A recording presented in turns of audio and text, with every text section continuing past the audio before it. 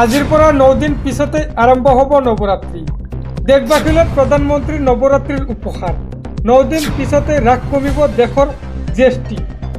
চাওক সবিশেষ। আজিৰ পৰা 9 দিন পিছতে আৰম্ভ হ'ব নৱৰাত্ৰি। দেশবাসীলৈ প্ৰধানমন্ত্ৰীৰ নৱৰাত্ৰিৰ উপহাৰ। 9 দিন পিছতে দেশত হ্ৰাস পাব জিএছটি। জীৱনদায়িনী ঔষধতো হ্ৰাস পাব জিএছটি। মটৰচাইকেল কিনিবলৈ ৰৈ থকা সকলৰ বাবে ভাল খবৰ। কাপোৰ জোতা গাড়ী এয়াৰ কণ্ডিশ্যনৰ দাম হ্ৰাস পাব। বিলুপ্ত হ'ব 12% পৰা 18% স্ল্যাব। 22 ছেপ্টেম্বৰৰ পৰা কাৰ্যকৰী কৰা হ'ব নতুন নিৰিখ। 4 তৰফীয়া জিএছটিৰ ব্যৱস্থাৰ পৰিৱৰ্তে থাকিব 2 তৰফীয়া জিএছটি। দাম কমিব পেকেট গাখীৰ, পনীৰ, বাটাৰ, ঘিউ, ভাৰতীয় ব্ৰেডৰ। জীৱনদায়িনী ঔষধৰ ক্ষেত্ৰত হ্ৰাস পাব জিএছটি। 33 বিধ জীৱনদায়িনী ঔষধৰ জিএছটি শূন্য। যুৱতী মহিলাসকলৰ বাবে ভাল খবৰ। দাম কমিব প্ৰসাধন সামগ্ৰী। চলিত ঘঁহা তেল, শ্বেম্পু ইত্যাদিৰ দাম কমিব। নমকিন, ভুজিয়া, মিক্সাৰ, পেন্সিল, শাৰ্পনাৰ, স্কেনাৰ্ছ, নোটবুক, ট্ৰেক্টৰৰ টায়াৰ, পাঁচবুক, ট্ৰেক্টৰৰ জৈৱ কীটনাশকৰ দাম কমিব। ব্যক্তিগত ব্যৱস্থা আৰু জীৱন বীমাতো শূন্য হ'ব জিএছটি। মোবাইল, টিভি, ৱাশ্বিং মেচিন, এচি, গাড়ীৰ দাম কমিব। অটোমোবাইল পাৰ্টছ, চিমেণ্ট, মনিটৰ, প্ৰজেক্টৰ দাম কমিব। ইয়াৰ বিপৰীতে গুটখা, চিগাৰেট, পাণ মছলা, বিলাসী বাহনৰ দাম বাঢ়িব। ফলৰ ৰস, ব্যক্তিগত হেলিকপ্টাৰৰ জিএছটি 40% বৃদ্ধি হ'ব। আজিৰ পৰা 9 দিন পিছতে আৰম্ভ হ'ব নৱৰাত্ৰি। পৰৱৰ্তী খবৰ। পেহেলগাম কাণ্ডৰ প্ৰসংগত টানি আনি পুনৰ RSS বিজেপিৰ বিৰুদ্ধে সৰব হৈছে আছাদুদ্দিন ওৱেইচি। পাকিস্তানৰ সৈতে ক্ৰিকেট মেচ বৰ্জন কৰিবলৈ ন্যূনতম সাহস নাই নেকি বিজেপিৰ? অসমৰ মুখ্যমন্ত্ৰীক তীব্ৰ কটাক্ষ।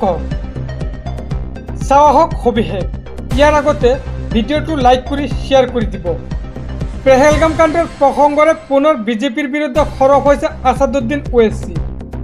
অসমৰ মুখ্যমন্ত্ৰী হিমন্ত বিশ্ব শৰ্মা, উত্তৰ প্ৰদেশৰ মুখ্যমন্ত্ৰীক তীব্ৰ কটাক্ষ। পাকিস্তানৰ সৈতে ক্ৰিকেট খেল বৰ্জন কৰাৰ ইমানখিনিও সাহস নাই নেকি? অসমৰ মুখ্যমন্ত্ৰীয়ে কয়, নথিছ জাৰি কৰি খেদি পঠিয়াম ইয়াৰ পৰা। সাহস আছে যদি দেখুৱাব লাগিছিল। পাকিস্তানৰ সৈতে এছিয়া কাপৰ মেচ বৰ্জন কৰি আমি সকলো ত্যাগ কৰিব সাজু আছোঁ, কিন্তু কেতিয়াও বিজেপিৰ ওচৰত শিৰনত নহওঁ। পেহেলগামত নিহত হোৱা 26 ভাৰতীয়ৰ জীৱনৰ মূলতকৈ ক্ৰিকেট বেছি ডাঙৰ হ'ল নেকি? ইয়াৰ উত্তৰ দিব লাগিব দেশভক্তিৰ কথাৰে ডাঙৰ ডাঙৰ ভাষণ দিয়া বিজেপিয়ে। এক বিশাল জনসভাত RSS বিজেপিৰ বিৰুদ্ধে আছাদুদ্দিন ওৱেইচিৰ গৰ্জন। পৰৱৰ্তী খবৰ। এটেনশ্যন, আহি গ'ল কঠোৰ নিৰ্দেশনা। পঞ্চায়তৰ সভাপতি, ৱাৰ্ড মেম্বৰে ৰাইজৰ কামত এটকাও লেনদেন কৰিব নোৱাৰিব।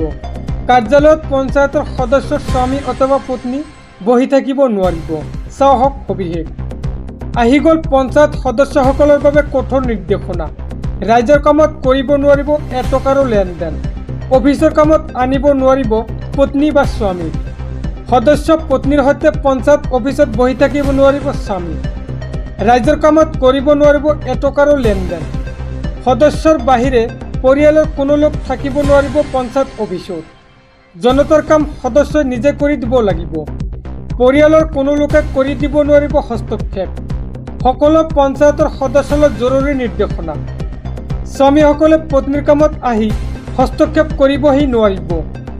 যদি এনে কৰিছে দিয়ক অভিযোগ আৰু তৎক্ষণাত চৰকাৰে ল'ব ব্যৱস্থা।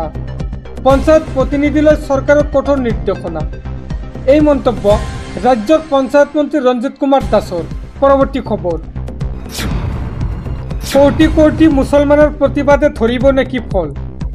ৱাকফ সংশোধনী আইনক লৈ আহি গ'ল ডাঙৰ খবৰ। কাইলৈ অন্তৱৰ্তীকালীন আদেশ জাৰি কৰিব উচ্চতম ন্যায়ালয়ে। চাওক সবিশেষ। ৱাকফ সংশোধনী আইনক লৈ আহি গ'ল ডাঙৰ খবৰ। 15 ছেপ্টেম্বৰত অন্তৱৰ্তীকালীন আদেশ জাৰি কৰিব উচ্চতম ন্যায়ালয়ে। 3টা মূল বিষয়ৰ ওপৰত ভিত্তি কৰি প্ৰদান কৰিব এই আদেশ। ৱাকফ সংশোধনী আইনক লৈ 22 মেত জাৰি কৰা হৈছিল স্থগিতাদেশ। মুখ্য ন্যায়াধীশ BR গাবাই বিচাৰপীঠে গ্ৰহণ কৰিছিল শুনানি। ৱাকফ অন্তৰ্ভুক্ত হোৱা সম্পত্তিৰ চূড়ান্ত শুনানি নোহোৱালৈ নটিফাই কৰাক লৈ আদেশ জাৰি কৰিব উচ্চতম ন্যায়ালয়ে। ৱাকফ সংশোধনী আইনক লৈ কাইলৈ জাৰি কৰা হ'ব আদেশ। পৰৱৰ্তী খবৰ। মুখ্যমন্ত্ৰী ডক্টৰ হিমন্ত বিশ্ব শৰ্মাৰ নেতৃত্বত উচ্ছেদ চলি থাকিব। কংগ্ৰেছৰ বাবে অসমত বেদখলকাৰীয়ে চলাইছিল দপদপনি। কংগ্ৰেছক তুলাধুনা দি প্ৰধানমন্ত্ৰী নৰেন্দ্ৰ মোদীয়ে কৰিলে ডাঙৰ মন্তব্য। চাওক সবিশেষ। কংগ্ৰেছৰ বাবে অসমত বেদখলকাৰীয়ে চলাইছিল দপদপনি। অবৈধ অনুপ্ৰৱেশকাৰীক ৰঙা দলিচা পাৰি দিছিল কংগ্ৰেছে। কৃষকৰ ভূমিত অবৈধভাৱে অনুপ্ৰৱেশকাৰী লোকে কৰিছিল অবৈধ দখল। দৰঙৰ গুৰুখটিত কংগ্ৰেছৰ সময়ত অনুপ্ৰৱেশকাৰীৰ দখল আছিল, কিন্তু আজি অনুপ্ৰৱেশকাৰীৰ পৰা কাঢ়ি অনা হ'ল সেই ভূমি। গুৰুখটিৰ পৰা দখলমুক্ত ভূমি আজি অসমৰ কৃষি বিকাশৰ কেন্দ্ৰবিন্দু। মুখ্যমন্ত্ৰী ডক্টৰ হিমন্ত বিশ্ব শৰ্মাৰ নেতৃত্বত উচ্ছেদ চলিয়ে থাকিব। কোনো কাৰণতে বিজেপি চৰকাৰে অবৈধ অনুপ্ৰৱেশকাৰীক ৰক্ষা নিদিয়ে।